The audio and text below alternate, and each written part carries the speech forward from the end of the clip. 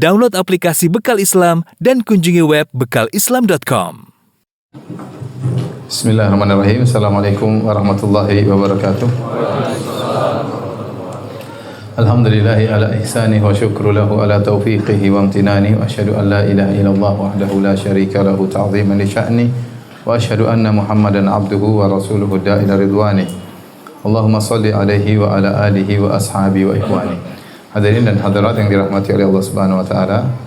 Alhamdulillah, puji dan syukur kita panjatkan kepada Allah Subhanahu wa taala atas segala lipat karunia dan kemudahan yang terus Allah berikan kepada kita. Salawat dan salam tercurahkan selalu kepada junjungan kita, suri tauladan kita, imam kita Nabi Muhammad sallallahu alaihi wasallam, dan kepada keluarganya serta seluruh sahabat beliau tanpa terkecuali.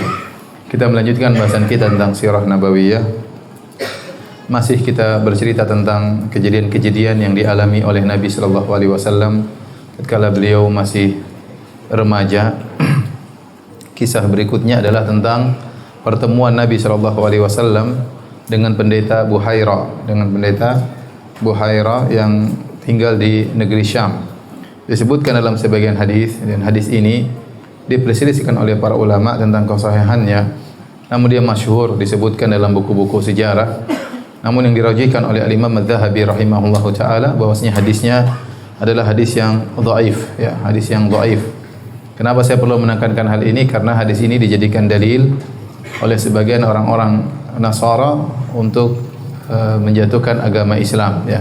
Kita bacakan secara singkat hadisnya dari Abu Musa Al-Asy'ari radhiyallahu taala anhu. Dia berkata bahwasanya Abu Thalib pergi ke negeri Syam membawa Nabi sallallahu alaihi wasallam bersama sejumlah orang-orang tua dari kalangan Quraisy untuk berdagang.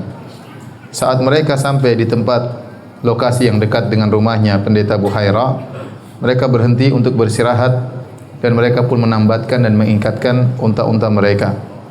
Tak lama kemudian Buhaira sang pendeta keluar menemui mereka. Padahal sebelumnya mereka sering mampir di tempat ini dan sang pendeta tidak pernah keluar menemui mereka. Namun kali ini pendeta keluar dan menemui mereka. Kenapa? Hal ini disebabkan karena dalam rombongan tersebut ada Nabi Muhammad sallallahu alaihi wasallam. Itu umur beliau masih remaja, masih belasan tahun, 11, 12, 13 sekitar segitu. Saat rombongan Abu Thalib sedang sibuk membereskan unta mereka, sang rahib pun masuk di sela-sela mereka. Lalu sang rahib bertemu dengan Nabi sallallahu alaihi wasallam dan memegang tangan beliau sembari berkata, "Inilah pemimpin seluruh alam semesta. Ini adalah utusan Allah, pemimpin seluruh alam semesta. Allah mengutusnya sebagai rahmat bagi alam semesta." Maka orang-orang Quraisy kaget mendengar perkataan sang rahib. Mereka bertanya, "Bagaimana engkau tahu hal demikian? Mengapa engkau mengatakan anak kecil ini akan menjadi pemimpin alam semesta?" Maka sang rahib berkata, "Tatkala kalian pergi menuju ke sini, tidak ada satu pohon pun dan batu pun kecuali sujud kepadanya. Dan saya mengetahui bahwa dia seorang nabi karena adanya tanda kenabian di bawah pundaknya, yaitu semacam tai lalat besar dan padanya ada beberapa rambut, ya." Kemudian sang rahib pulang dan membuat makanan untuk mereka. Mereka melihat sebuah bayangan di bawah pohon yang bisa dijadikan tempat bernaung. Kemudian Nabi ingin beristirahat di bawah bayangan tersebut. Jadi ada pohon, ada bayangannya. Nabi ingin pergi ke naungan pohon tersebut. Tapi orang-orang Quraisy sudah mendahului. Mereka pun duduk di tempat naungan pohon tersebut sehingga Nabi terlambat. Akhirnya Nabi SAW duduk di sisi yang lain, yang di situ tidak ada naungan pohon. Tiba-tiba bayangan pohon berpindah kepada Nabi SAW dan menaungi Nabi SAW. Pendeta Rahib Buhaira berkata, "Jangan engkau bawa Muhammad ke Romawi. Berhati-hatilah karena apabila mereka mengetahui, mereka akan membunuhnya. Karena mereka mengetahui akan keluar seorang nabi baru." Tidak lama kemudian muncullah 7 orang pasukan Romawi. Kemudian mereka ditemui oleh sang pendeta. Sang pendeta bertanya, "Apa gerangan yang membuat kalian ke sini?" Mereka menjawab, "Kami mendengar bahwasanya akan ada seorang nabi yang muncul di bulan ini dan dia akan melewati jalan ini. Karena itulah kami bermaksud mencari nabi tersebut. Setiap sudut jalan telah diutus orang untuk mencari nabi tersebut." Pendeta Buhaira berkata kepada pasukan, "Jika Allah menghendaki sesuatu, adakah orang yang dapat menolaknya? Maka berbaiatlah kalian kepada nabi tersebut jika ia telah muncul." Ini hadisnya. Di akhir hadis dikatakan oleh Abu Musa Al-Asy'ari sang pendeta terus mengingatkan agar tidak membawa Muhammad ke negeri Romawi lagi. Ya Abu Talib, jangan bawa ponakanmu ke sini lagi, jangan bawa keponakanmu ke sini lagi. Hal ini menyebabkan Abu Talib segera memulangkan Nabi SAW dan Nabi ditemani oleh Abu Bakar dan Bilal dikirim pulang ke Mekah. Hadisnya riwayat Tirmidzi, ya. Namun hadis ini diperselisihkan oleh para ulama. Yang benar hadisnya dhaif. Di antara sanadnya ada perawi bernama Abdurrahman bin Ghazwan dan mereka mengatakan lahu manakir, yaitu perawi ini memiliki hadis-hadis yang mungkar. Oleh karenanya hadis ini didhaifkan oleh Al-Imam Dzahabi rahimahullahu taala, ulama besar dari mazhab Syafi'i ahli jarh wa ta'dil. Meskipun disahihkan oleh sebagian ulama seperti Al-Hakim dan yang lainnya, demikian juga Al-Albani rahimahullahu taala. Baik. Kenapa Al-Imam Az-Zahabi mendhaifkan hadis ini? Banyak alasan yang disebut oleh Imam Zahabi rahimahullahu taala. Beliau mengkritiki Al-Hakim, ya. Jadi Al-Hakim punya buku namanya Al-Mustadrak, Mustadrak Al-Hakim. Itu hadis-hadis, ya, yang dimaksud ditulis oleh Al-Hakim untuk mengumpulkan hadis-hadis yang sahih di luar Sahih Bukhari dan Sahih Muslim yang sesuai dengan persyaratan Sahih Bukhari dan Sahih Muslim. Namun ternyata dia menulisnya belum sempat dia perbaiki sehingga banyak hadis-hadis yang dianggap sahih oleh Al-Hakim ternyata tidak sahih. Ternyata banyak hadis yang dhaif.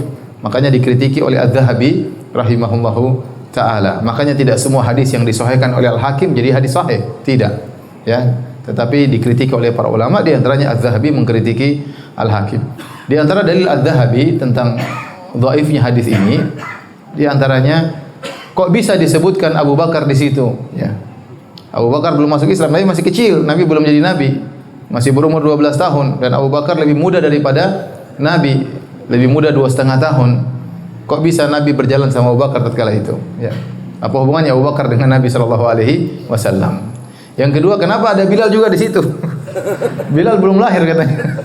Bilal belum lahir tatkala itu. Sementara di akhir hadis disebutkan, maka Abu Talib menyuruh Nabi pulang bersama Abu Bakar dan Bilal. Padahal Bilal belum lahir. Ya, kemudian kejadian aneh tadi, apa namanya, naungan pohon bisa berpindah, ya. Padahal bayangannya di sini kok bisa tiba-tiba pindah kepada Nabi sallallahu alaihi wasallam. Kemudian seandainya kisah ini pernah terjadi, tentunya banyak orang-orang Quraisy yang akan masuk Islam. Mungkin Nabi akan ingatkan kepada Abu Talib, wahai pamanku, kau tidak lupa? Apa kau enggak lupa? Bukankah kita pernah pergi ke negeri Syam, kemudian pendeta Buhairah berkata, saya akan menjadi nabi, saya akan menguasai alam semesta ini. Namun Nabi tidak pernah mengingatkan hal ini kepada Abu Talib, dan Abu Talib tidak pernah ingat akan hal ini. Paham? Ini dalil bahwasanya padahal ini kejadian luar biasa dihadiri oleh Abu Talib dan kawan-kawan orang Quraisy yang seusia dengan beliau, ya. Tatkala ini semua tidak pernah dilontarkan, diulangi lagi oleh Nabi dan tidak pernah diingat kembali oleh Abu Talib, maka ini menguatkan hadisnya adalah hadis yang dhaif, ya.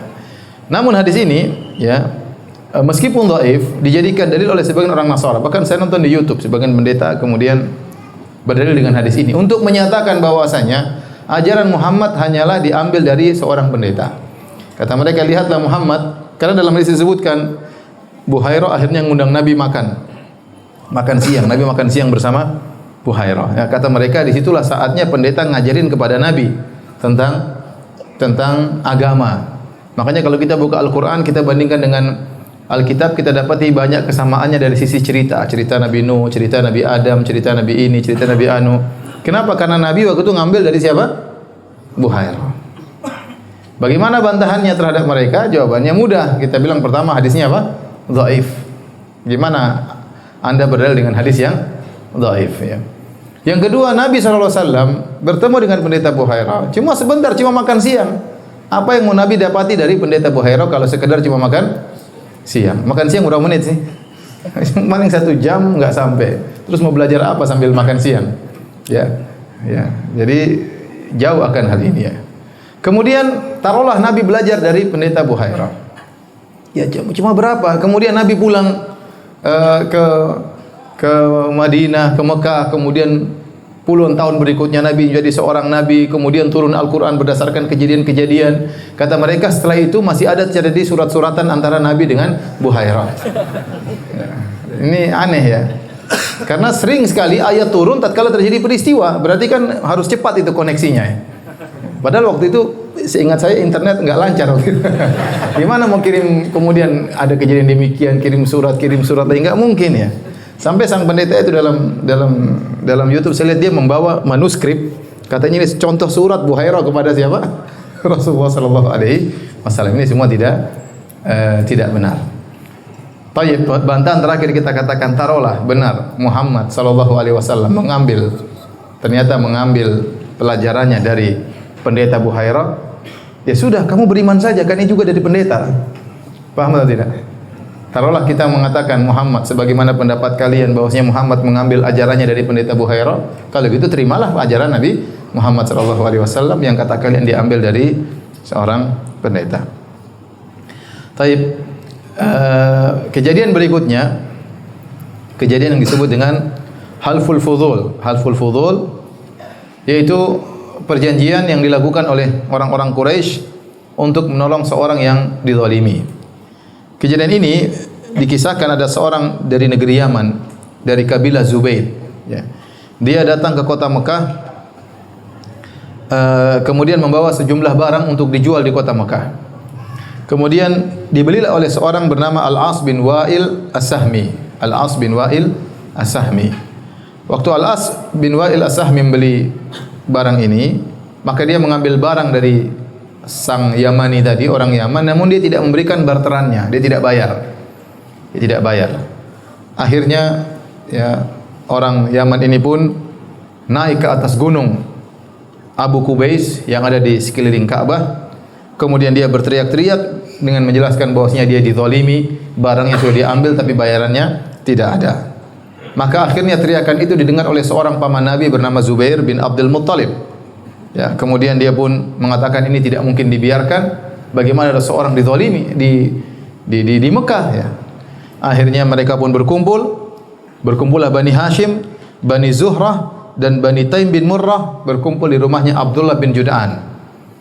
Mereka berkumpul untuk membicarakan masalah ini, bagaimana menolong orang Yaman ini agar dibayar barangnya. Akhirnya mereka bermusyawarah dan berkumpul. Persekutuan itu namanya halful fudul. Halful fudul. Dan Rasulullah SAW senantiasa mengingat kejadian ini. Kata Rasulullah SAW, laqad syahidtu fi dari Abdullah bin Jud'an hilfan ma uhibbu anna li bihi humran na'am walau ud'a bihi fil Islam la ajabtu. Kata Nabi SAW, sungguh aku pernah menghadiri suatu pertemuan di rumahnya Abdullah bin Jud'an. Kalau saya disuruh ganti dengan mendapatkan unta merah, saya tidak mau. Saya lebih senang berkumpul dalam musyawarah tersebut. Seandainya dalam Islam, artinya saya sudah jadi nabi, saya diundang untuk menghadiri acara seperti itu, saya akan datang. Kata Nabi SAW. Ya. Abdullah bin Jud'an adalah seorang yang sangat dermawan di zaman jahiliyah. Dia selalu membuka rumahnya untuk pertemuan, untuk menolong orang-orang yang susah, suka menyambung silaturahmi, suka membantu fakir miskin. Tapi dia meninggal dalam kondisi musyrik. Saking terkenalnya Abdullah bin Jud'an ini, Aisyah pernah bertanya, "Ya Rasulullah, Ibnu Jud'an kana fil jahiliyah yasilur rahim." Ya Rasulullah, bagaimana dengan Abdullah bin Jud'an? Dahulu waktu zaman jahiliyah suka menyambung silaturahmi, wa yut'imul miskin, suka memberi makan kepada fakir miskin. Fa hal dzaka nafi'uh? Apakah perbuatannya itu bermanfaat baginya? Kata Nabi, la yanfa'uh, tidak bermanfaat. Innahu lam yaqul yauman Rabbi ghfirli khati'ati yaumaddin. Dia tidak pernah berucap sekalipun, ya Rabbku ampunilah kesalahanku pada hari kiamat kelak. Artinya apa? Dia meninggal dalam kondisi musyrik. Maka kebaikan yang dia lakukan semua tidak bermanfaat. Seandainya dia masuk Islam, seluruh kebaikannya akan bermanfaat baginya. Wa ma mana'ahum an tuqbala minhum nafaqatuhum illa annahum kafaru billah. Kata Allah Subhanahu wa taala, tidaklah menghalangi mereka ya diterimanya sedekah mereka kecuali karena mereka kufur kepada Allah. Ayat ini dijadikan dalil oleh para ulama. Seandainya mereka beriman, maka perbuatan baik mereka semuanya diterima oleh Allah Subhanahu wa taala. Ini adalah kebaikan Islam. Oleh karenanya Hakim bin Hizam pernah bertanya kepada Nabi SAW. Dia waktu zaman jahiliyah, dia terkenal dermawan. Dia memerdekakan 100 budak, dia menyembelih 100 ekor onta, dibagi-bagikan kepada fakir miskin. Kemudian dia bertanya kepada Nabi, "Ya Rasulullah, bagaimana dengan kebaikan-kebaikanku di zaman jahiliyah dahulu setelah saya masuk Islam?" Kata Nabi SAW, "Aslamta ala ma aslafta min khair ya Hakim." Engkau masuk Islam dengan membawa seluruh kebaikanmu yang di zaman jahiliyah seluruhnya. Makanya kalau ada orang masuk Islam, seluruh kebaikannya waktu dia zaman jahiliyah masih musyrik, ternyata berbakti sama orang tua, memperhatikan tetangga, suka membantu fakir miskin, suka membantu anak yatim, suka membantu para janda ya, janda tua maupun janda muda dibantu. Maka seluruh kebaikannya akan diterima oleh Allah Subhanahu wa taala seandainya mereka masuk Islam. Tapi kalau dia tidak masuk Islam, maka tidak diterima. Seperti Abdullah bin Jud'an. Taib.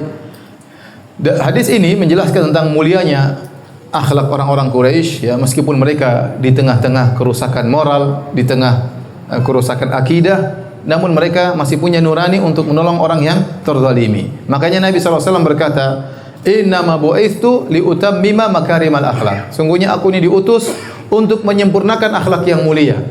Maksudnya apa? Maksudnya orang jahiliyah itu mereka punya akhlak yang mulia. Di antaranya suka menjamu tamu, di antaranya suka dermawan, di antaranya memiliki keberanian yang luar biasa, di antaranya setia kawan ya. Maka Nabi datang untuk menyempurnakan akhlak mulia tersebut ya. Ini juga dalil bahwasanya terkadang kita harus bermajelis dengan orang-orang yang memiliki kesalahan ya, penyimpangan kalau ada tujuan yang mulia.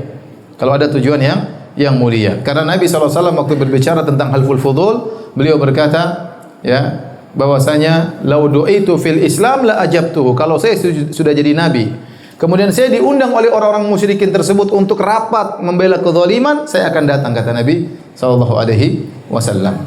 Oleh karenanya dalam pergaulan kita melihat situasi dan kondisi. Terkadang kita bergaul sama non muslim, terkadang kita bergaul sama ahlul bid'ah, terkadang kita bergaul dengan pelaku maksiat. Kalau memang dalam pergaulan tersebut ada kemanfaatan, ada kemaslahatan, maka Islam dibangun di atas meraih kemaslahatan dan menolak kemudaratan ya. Tidak juga kaku bahwasanya kita tidak boleh bergaul sama orang kafir sama sekali, tidak juga demikian ya. Ya, kalau orang kafir saja kita bisa bergaul, bisa duduk bareng, apalagi hanya pelaku maksiat, apalagi hanya pelaku bid'ah. Kalau memang ada maslahat yang kita harapkan di balik hal tersebut. Oleh karenanya ini ditegaskan oleh Al-Imam Ibnu Qayyim rahimahullahu taala dalam kitabnya Zadul Ma'ad. Beliau berkata, "Innal musyrikin wa ahlal bid'ah wal fujur wal bughat wal zalamah idza talabu amran yu'azzimuna fi hurmatin min hurmatillah ujibu ilaihi wa utuhu wa uinu alaihi." Sungguhnya orang musyrik, ahlul bid'ah, para pelaku maksiat, orang-orang yang zalim, kalau mereka meminta suatu perkara yang dalam perkara itu mereka mengagungkan syariat Allah Subhanahu wa taala, maka dipenuhi permintaan mereka dan dibantu mereka untuk melakukan demikian ya. Paham? Ya, jadi terkadang apalagi kita di Indonesia, kita banyak ya lingkungan dengan berbagai macam kondisi ya. Kita terkadang bertetangga dengan non muslim, bertetangga dengan pelaku maksiat, bertetangga dengan tukang judi ya. Kita harus pandai-pandai melihat situasi kondisi dalam bermuamalah dengan mereka. Tidak mesti kaku, tidak boleh berhubungan sama sekali juga enggak. Ya, tidak demikian juga ya. Tapi syariat dibangun di atas menimbang maslahat dengan mudarat. Kalau ada maslahatnya, terkadang kita duduk bareng sama orang-orang yang menyimpang, tidak ada masalah. Kalau memang ada maslahat yang diharapkan di balik itu dan dijauhkan kemudaratan dari hal tersebut.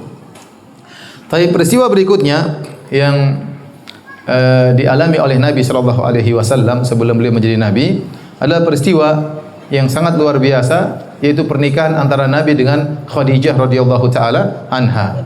Pernikahan antara Khadijah dengan Nabi sallallahu alaihi wasallam ya. Khadijah bintu Khuwailid bin As'ad bin Abdul Uzza bin Qusay bin Kilab. Jadi ketemu dengan Nabi sallallahu alaihi wasallam di kakek Nabi yang bernama Qusay bin Kilab. Sedangkan Nabi Muhammad bin Abdullah bin Abdul Muttalib bin Hashim bin Abdi Manaf bin Qusay bin Kilab. Jadi dua-duanya adalah Quraisy. Nabi Quraisy, Khadijah Quraisyiyah, sama-sama dari Quraisy, sama-sama memiliki nasab yang tinggi ya. Adapun Nabi terkenal kakeknya Abdul Muttalib, penguasa kota Mekah ya. Kemudian pamannya Abu Talib masih hidup, juga orang terpandang di kota Mekah ya. Hanya saja Nabi bukan orang kaya. Nabi bukan orang kaya, miskin. Nabi menggembala kambing, Nabi kerja membantu pamannya ya. Warisan bapak dan ibunya sudah tidak ada, artinya dia miskin, dipelihara oleh kerabatnya, oleh pamannya. Adapun Khadijah radhiyallahu taala anha adalah seorang wanita dari Quraisy yang juga memiliki nasab yang mulia dan juga terkenal tatkala itu. Terkenal dengan sifatnya yang sangat menjaga kehormatannya. Makanya dia digelari dengan Thahirah, Thahirah artinya suci, wanita suci. Demikian juga digelari dengan Afifah. Itu wanita yang menjaga kehormatannya. Lebih daripada itu, Khadijah radhiyallahu taala anha ternyata sangat kaya raya, sangat kaya raya. Ya. Oleh karenanya banyak orang yang ingin melamar Khadijah, namun Khadijah tidak menerima lamaran mereka. Khadijah radhiyallahu taala anha sudah menikah 2 kali sebelum menikah dengan Nabi sallallahu alaihi wasallam. Yang pertama, Khadijah menikah dengan seorang yang bernama Atiq bin Aif al-Makhzumi. Kemudian menikah dengan lelaki yang kedua, ini meninggal. Kemudian menikah lagi dengan lelaki kedua bernama Abu Halah ibnu Nabbash at-Tamimi. Ya, kemudian juga meninggal. Ya, dari pernikahannya dengan Abu Halah maka lahirlah seorang anak yang bernama Hind, tapi laki-laki Hind. Jadi Khadijah punya anak bawaan dari suaminya yang kedua. Dari sini kita tahu bahwasanya Nabi adalah suami yang keberapa? Yang ketiga. Setelah Khadijah suami pertama meninggal, suami kedua meninggal, Khadijah tidak mau menikah lagi. Banyak lamaran datang. Ya. Siapa yang tidak ingin menikah dengan Khadijah? Ya. Wanita yang cantik, kemudian terkenal suci, kemudian kaya raya lagi, sehingga banyak yang melamar Khadijah, namun Khadijah menolak. Dan Khadijah radhiyallahu taala anha, dia mempekerjakan para pemuda laki-laki untuk memperdagangkan barang dagangannya dengan sistem mudharabah. Jadi barang dagangannya dibawa ke negeri Syam, nanti bagi hasil. Sampai akhirnya dia mendengar tentang seorang pemuda yang sangat mulia yang bernama Muhammad sallallahu alaihi wasallam. Ya, seakan-akan Khadijah mendengar banyak tentang Muhammad. Apalagi Muhammad sallallahu alaihi wasallam diberi gelar dengan apa? Al-Amin. Orang yang sangat amanah, sangat terpercaya. Ya, maka namun Khadijah radhiyallahu taala anha disebutkanlah seorang wanita yang tidak tergesa-gesa. Ya, kebanyakan wanita tergesa-gesa ya. Ya, kalau sudah cowok tertarik pingin segera menikah. Apa namanya? Terkadang tidak pertimbangan panjang lebar ya. Tapi Khadijah sudah sangat dewasa, sudah menikah 2 kali, tentu dia tidak tergesa-gesa. Ya, dia tentu banyak pertimbangan. Maka Khadijah radhiyallahu taala anha ingin mengetahui 2 perkara yang mengungkap akhlak Nabi sallallahu alaihi wasallam, yaitu tentang bagaimana muamalah Nabi tentang masalah uang dan bagaimana akhlak Nabi tatkala sedang safar. Karena seseorang akhlaknya diketahui dari 3 perkara di antaranya, ya. Di antaranya dengan muamalah dia dengan duit, yang kedua tatkala dia bersafar, yang ketiga kalau dia tetangga kita tahu betul bagaimana orang ini. Oleh karena dalam satu riwayat ada seorang bersaksi di hadapan Umar bin Khattab radhiyallahu taala anhu. Dia mau menjadi saksi. Maka Umar berkata, "Saya tidak kenal engkau. Wala yadhurruka an la arifuka." Tetapi tidak ada masalah, saya tidak kenal engkau, tidak beri kemudaratan kepada engkau. Engkau tidak harus saya kenal. Tetapi masalahnya kau mau jadi saksi. Maka dari mana saya tahu kau adalah seorang yang terpercaya? Siapa yang menjadi saksi bahwasanya siapa yang mengenal engkau sehingga kau menjadi orang terpercaya untuk saya terima persaksianmu? Faqala rajulun, ada seorang berkata, "Ana a'rifuhu ya Amirul Mukminin." Wahai Amirul Mukminin, saya tahu lelaki ini. Biarkan dia bersaksi, terima persaksiannya. Saya kenal lelaki ini. Maka Umar bertanya, "Bi ayyi syai'in ta'rifuhu?" Dari mana kau kenal lelaki ini? Kata dia, "Bil adalah, orang ini thiqah, terpercaya." Kata Umar, "Huwa jaruka al-adna ta'rifu lailahu wa naharahu madkhalu makhrajahu?" Apakah orang ini adalah tetanggamu yang berdempetan dengan rumahmu? Kau tahu bagaimana kondisinya, kapan dia masuk rumah, kapan dia keluar rumah, ya, bagaimana siangnya, bagaimana malamnya? Qala la, kata laki-laki itu, dia enggak pernah jadi tetangga saya. Pertanyaan kedua, fa'amalaka bid-dirham wad-dinar alladhi yustadallu bihi ma'alal wara'? Apakah kau pernah bermuamalah dengan dia masalah dinar dan dirham, masalah dolar dan rupiah? Sehingga kau bisa tahu dia orang yang wara', yang berhati-hati dalam masalah keuangan. Qala la, saya tidak pernah bermuamalah duit sama dia. Pertanyaan ketiga, fa sahibuka fi safar alladhi yustadallu bihi ala makarimil akhlaq? Apakah engkau pernah berjalan sama dia dalam safar sehingga kau tahu bagaimana akhlaknya yang sesungguhnya? Karena safar ini disebut dengan safar karena dia isfar, dia mengungkap akhlak seorang. Apalagi safar zaman dahulu. Ya, apalagi safar zaman dahulu di bawah terik matahari, di gurun pasir, ya. Seorang akan nampak akhlaknya tatkala sedang safar. Apakah dia mengutamakan dirinya sendiri, apakah dia mau menang sendiri, ini nampak tatkala sedang safar. Apakah dia mempedulikan orang lain, apakah dia makan bersama atau dia makan sendiri, ini semua akan nampak tatkala sedang safar. Apakah dia emosional, apakah dia memaafkan, ini semua akan nampak tatkala sedang safar. Kata dia tidak. Tidak pernah jadi tetangga, tidak pernah bermuamalah dengan masalah duit, kemudian tidak juga pernah bersafar denganku. Maka kata Umar, falasta ta'rifuhu, kalau begitu kau tidak mengenal orang tersebut, ya. Jadi benar, kalau kita ingin kenal orang, kita lihat bagaimana muamalah dia tatkala safar, tatkala masalah duit, ya. Kalau ngutang enggak balik-balikan ini. Salat mantap, selalu saf pertama. Tapi masalah duit repot juga, tidak pernah mengembalikan duit, ya. Utang dilupakan atau terlupakan, ya. Taib. Akhirnya Khadijah radhiyallahu anha mengetes Nabi dari dua hal. Masalah duit dan masalah safar. Karena Nabi bukan tetangga Khadijah. Maka akhirnya Nabi SAW bekerja bersama Khadijah. Maka kemudian Khadijah memberikan hartanya kepada Nabi untuk diperdagangkan, ditemani oleh seorang pembantu Khadijah bernama Maisarah. Maisarah laki-laki atau perempuan? Laki-laki, ya. Kalau Maimunah, Maisarah itu apa? Laki-laki, ya. Maisarah laki-laki. Itu nama laki-laki. Meskipun orang Indonesia sering menamakan Maisarah untuk nama perempuan. Dan ini sering terjadi di tanah air kita. Firdaus itu nama perempuan kalau di Saudi. Kalau di sini jadi nama laki-laki. Iman itu nama perempuan kalau di Saudi. Di sini jadi nama laki-laki. Ya. Enggak apa-apa lah. Taib. Setelah Nabi berdagang bersama Maisarah, mungkin pergi jauh ke negeri Syam, safar. Kemudian dia pulang laporan kepada majikannya Khadijah. Waktu Maisarah cerita tentang Nabi, semakin tertariklah siapa? Khadijah. Justru semakin nampak indahnya Nabi setelah bermuamalah dengan duit, setelah bersafar. Nampak akhlak Nabi yang luar biasa, nampak sekali amanahnya tatkala bermuamalah tentang masalah duit, ya. Ini menjadikan Khadijah semakin tertarik kepada Nabi sallallahu alaihi wasallam. Akhirnya terjadilah pernikahan antara Khadijah dengan Nabi sallallahu alaihi wasallam. Dan ini adalah peristiwa yang sangat luar biasa. Allah anugerahkan kepada Nabi sallallahu alaihi wasallam seorang wanita yang sangat salehah, yang super salehah, yang sangat bertakwa kepada Allah Subhanahu wa taala. Sebaliknya Khadijah juga dianugerahi oleh Allah dengan seorang lelaki yang sangat saleh, yaitu Rasulullah sallallahu alaihi wasallam. Taib. Waktu Nabi menikah dengan Khadijah radhiyallahu taala anha, maka usia Nabi adalah 25 tahun. Menurut pendapat kebanyakan ulama, usia Nabi adalah 25 tahun. Adapun usia Khadijah, maka ada beberapa pendapat, namun dua pendapat yang kuat, yang masyhur dalam buku-buku sirah ada dua.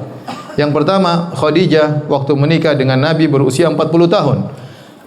Dan ini adalah pendapat yang disebut oleh Ibnu Sa'ad dalam tabaqatnya melalui jalan Abu Umar Muhammad bin Umar Al-Waqidi, ya. Ini pendapat pertama, Khadijah berusia 40 tahun. Tapi Al-Waqidi matrukul hadis, ya. Hadisnya tidak diterima. Pendapat kedua disampaikan oleh Ibnu Ishaq bahwasanya Khadijah waktu menikah dengan Nabi usianya 28 tahun.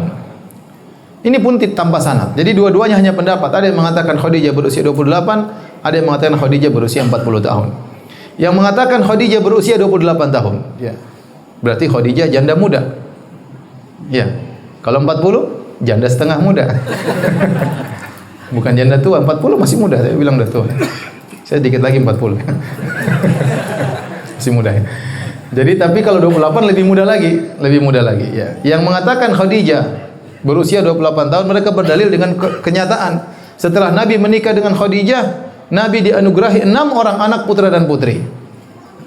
Dan ini menunjukkan Khadijah masih sangat muda. Seandainya Khadijah baru 40, susah memiliki anak sampai 6 orang. Ini pendapat mereka. Sehingga mereka berpendapat Khadijah umurnya 28 tahun, ya. Di antara bukti masih banyak lelaki yang melamar Khadijah. Berarti dia tidak tua, ya. Dia tidak tua. Seandainya dia sangat tua, mungkin tidak banyak yang melamar Khadijah. Pendapat yang lain mengatakan Khadijah berumur 40, dan ini pendapat yang lebih kuat menurut saya, Allah alam bisawab, karena disebutkan dalam sebagian hadis Khadijah waktu meninggal dunia dalam kondisi giginya sudah ompong, dan itu berarti usia beliau sekitar 60 lebih, ya. Jadi Nabi tinggal bersama Khadijah sekitar 25 tahun. Nabi hidup bersama Khadijah sekitar berapa tahun? 25 tahun. Jadi kalau Khadijah menikah dengan Nabi umur 40, berarti meninggal usianya berapa? tahun. Dan itu yang usia yang memungkinkan bahwasanya seorang wanita giginya sudah apa? Sudah rontok. Seandainya Khadijah menikah usia 28 tahun. Kemudian hidup bersama Nabi 25 tahun. 28 tambah 25 berapa? 53 tahun. 53 tahun mungkin gigi belum rontok. Ya. Wallahu a'lam bishawab. Ya, disebut dalam hadis Khadijah waktu meninggal dunia giginya sudah rontok ya. Maka wallahu a'lam mungkin usia beliau waktu menikah dengan Nabi berusia 40 tahun ya. Taib. Tatkala Nabi menikah dengan Khadijah, maka Khadijah radhiyallahu taala anha ya, dia memberikan segalanya buat Nabi sallallahu alaihi wasallam. Seluruh hartanya dia berikan kepada Nabi sallallahu alaihi wasallam untuk digunakan dalam dakwah di jalan Allah Subhanahu wa taala. Dan Khadijah ya mengurus anak-anak Nabi sallallahu alaihi wasallam. Dan Khadijah adalah wanita yang pertama masuk Islam berdasarkan kesepakatan para ulama. Sebelum Abu Bakar, sebelum Ali bin Abi Thalib, sebelum seluruhnya. Yang pertama kali masuk Islam siapa? Khadijah radhiyallahu taala anha ya. Dan ini anugerah yang Allah berikan kepada Nabi sallallahu alaihi wasallam begitu beliau menikah mendapati seorang yang sangat kaya raya, Khadijah. Karena untuk berdakwah butuh biaya, untuk berdakwah butuh biaya. Kemudian di antara taufik dari Allah Subhanahu wa taala yang masuk Islam juga pertama-tama orang kaya, Abu Bakar radhiyallahu anhu.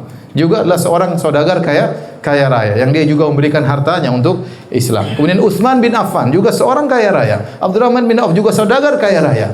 Sehingga di awal dakwah Nabi sallallahu alaihi wasallam Nabi didukung oleh saudagar-saudagar kaya raya yang ini membantu Nabi sallallahu alaihi wasallam untuk berdakwah di jalan Allah Subhanahu wa taala. Makanya tatkala Bilal disiksa, Nabi tidak bisa membebaskan Bilal.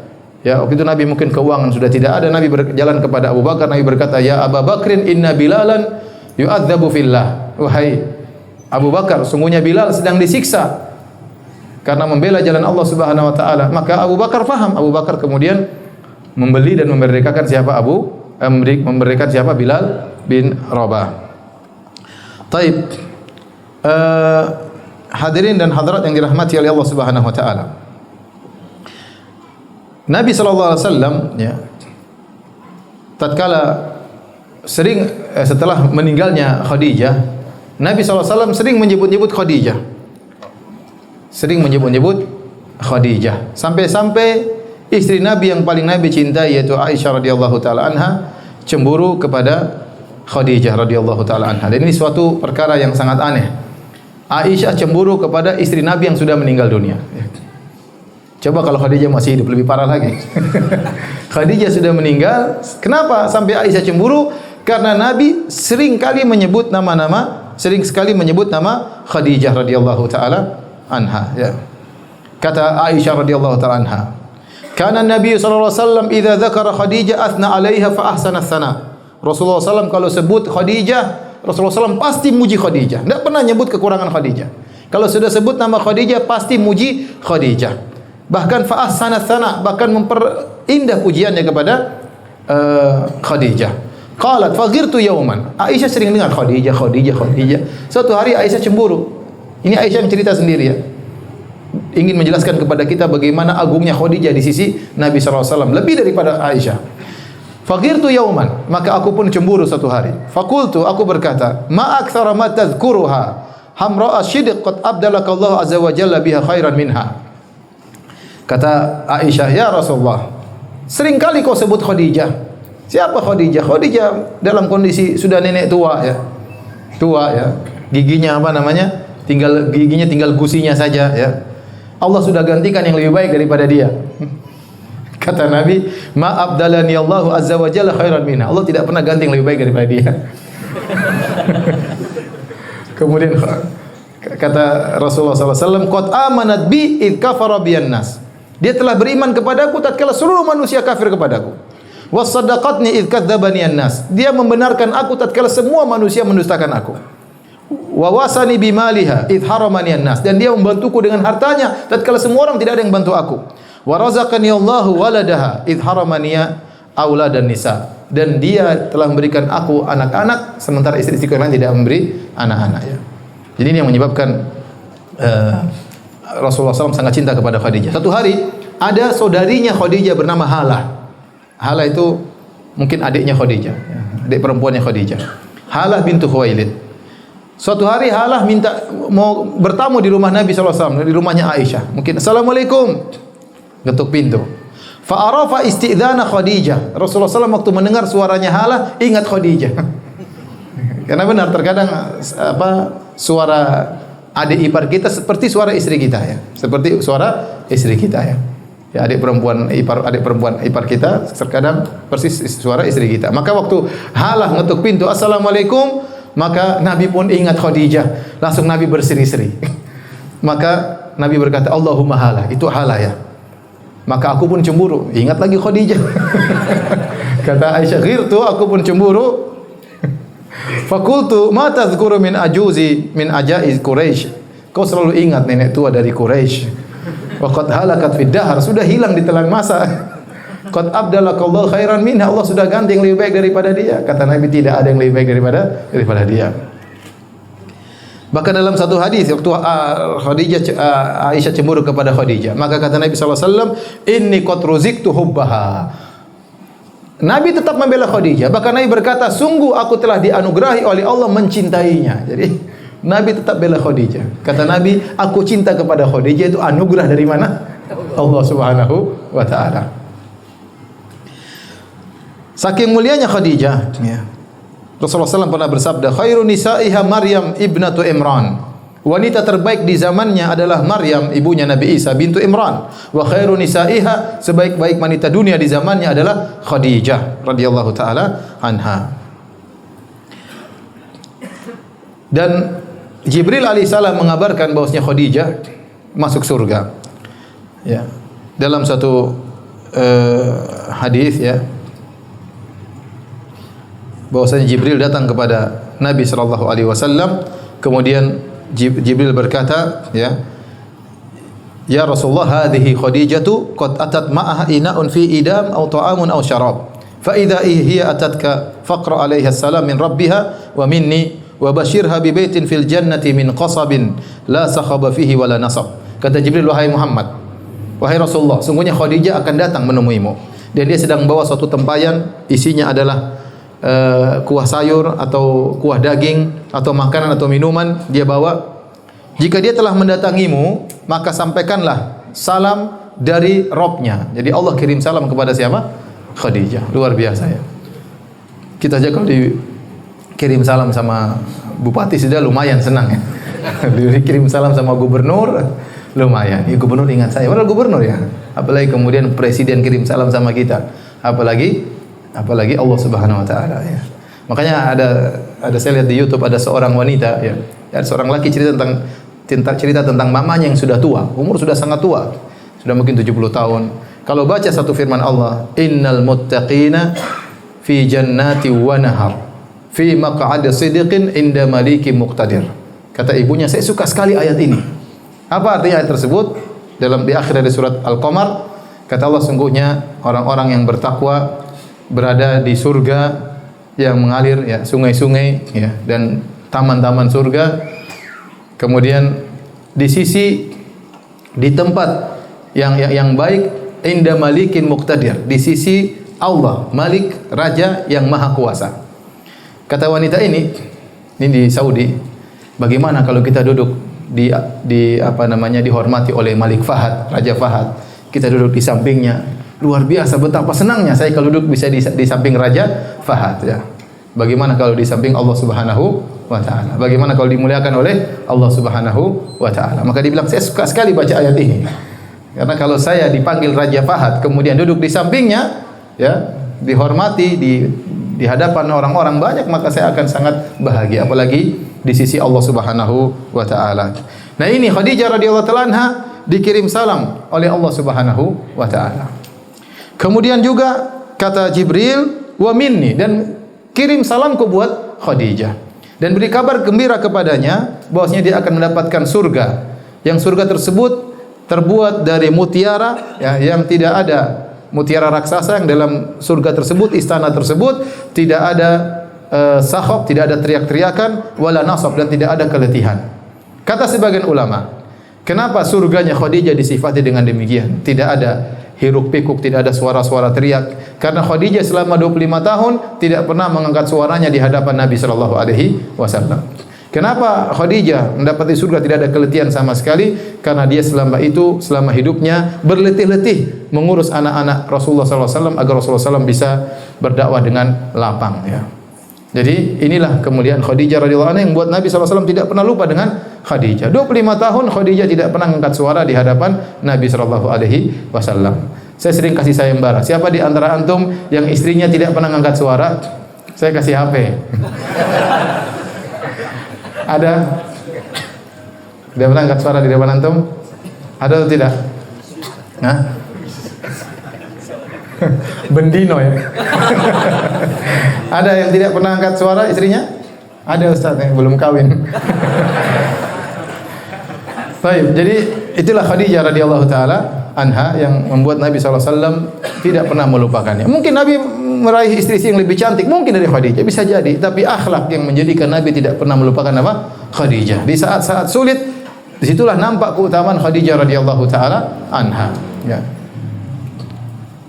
Oleh karena Nabi SAW mengenang Khadijah. Bahkan di dalam hadis Rasulullah SAW kalau memotong kambing, Rasulullah SAW suruh dibagi-bagikan kepada sahabat-sahabat Khadijah. Dia ingat Khadijah itu teman-temannya. Tolong bagikan kambing kepada Khadijah. Taib. Di antara hal yang menjadikan Nabi SAW sangat cinta kepada Khadijah, pertama adalah Khadijah adalah cinta pertama Nabi SAW. Nabi belum pernah mengenal wanita sebelumnya. Wanita pertama yang dia ingat siapa? Khadijah. Yang dia cintai pertama adalah Khadijah. Dan kita tahu cinta pertama susah dilupakan. Kata seorang penyair, nakil fuadaka haitsu syi'ta minal hawa famal hubbu illa lil habibil awwali. Pindahkanlah hatimu kepada siapa yang kau sukai, akan tapi cinta yang sesungguhnya adalah cinta kepada kekasih pertama. Wa kam manzilin fil ardi ya'lafuhul fata wa haninuhu abadan li awwali manzili. Betapa banyak tempat disinggahi oleh seorang pemuda, tetapi kerinduannya selalu kepada tempat yang pertama. Benar atau tidak cinta pertama sudah dilupakan? Sudah. Kemudian di antaranya Khadijah radhiyallahu anha yang memberikan putra-putri kepada Nabi sallallahu alaihi wasallam. 6 orang anak putra-putri dari Khadijah radhiyallahu taala anha. Rasulullah hanya mendapatkan putra yang lain, itu Ibrahim dari Maria, itu pun meninggal tatkala masih di usia susuan. Kemudian Khadijah adalah orang yang pertama kali beriman kepada Nabi sallallahu alaihi wasallam. Kemudian Khadijah adalah orang yang pertama membantu Nabi dengan hartanya. Kemudian Khadijah radhiyallahu taala anha adalah seorang yang selalu menenangkan Nabi dalam kondisi Nabi gelisah. Apalagi Nabi berdakwah, dituduh orang gila, dituduh sebagai dukun, dituduh sebagai macam-macam. Kalau di rumah tidak memiliki benteng yang kuat, Nabi tambah stres. Ya. Tapi Nabi di luar dimaki-maki, dicaci maki, pulang ketemu istri yang sangat apa? Menenangkan hati Nabi sallallahu alaihi wasallam. Sejak awal, tatkala Nabi sallallahu alaihi wasallam mendapatkan wahyu, kemudian Nabi ketakutan melihat malaikat Jibril, ada apa dengan saya ini? Kemudian Nabi turun ketemu dengan Khadijah, kata Rasulullah SAW, zammiluni. Kata Nabi, selimuti aku. Dalam riwayat yang lain, wasubu alayya bima'in barid, tolong tumpahkan air kepadaku. Gemetar Nabi sallallahu alaihi wasallam. Maka Khadijah radhiyallahu anha mengikuti perintah suaminya, tidak banyak omong. Apa yang diperintahkan oleh suaminya langsung dia ambil selimut, kemudian dia selimutkan kepada Nabi sallallahu alaihi wasallam. Setelah itu, setelah agak tenang baru kemudian Rasulullah SAW bercerita tentang apa yang dia alami. Laqad khasyitu ala nafsi, sungguh aku khawatir suatu menimpa diriku. Maka Khadijah menenangkan Rasulullah dengan berkata, kalla fawallahi abshir la yukhzikallahu abada. Bergembiralah wahai suamiku, demi Allah, Allah tidak akan menghinakan engkau selama-lamanya. Innaka latasilur rahim, engkau senantiasa menyambung silaturahmi, wa tasduqul hadits, engkau senantiasa jujur, wa tahmilul kalla, engkau senantiasa bantu orang yang tidak mampu, wa taksibul ma'dum, ada orang tidak punya apa kau bantu, kau berikan kepada dia, wa taqrid dhaif, kau senantiasa memuliakan tamu, wa tu'inu ala nawaibil haq, engkau selalu membantu orang terkena musibah. Kata Khadijah, orang seperti kamu ini tidak mungkin dihinakan oleh Rabbul Alamin.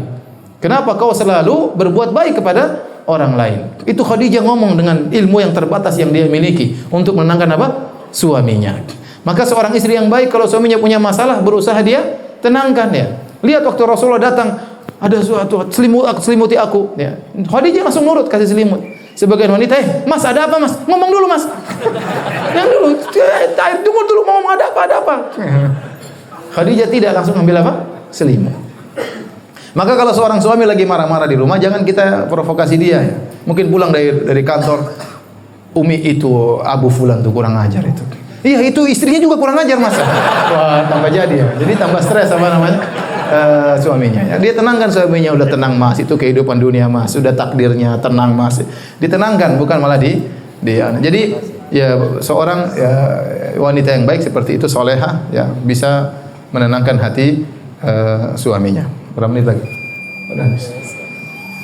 Tayyib, kita sholat nanti baru kita lanjutkan tanya jawab. Allah taala alam bisawab.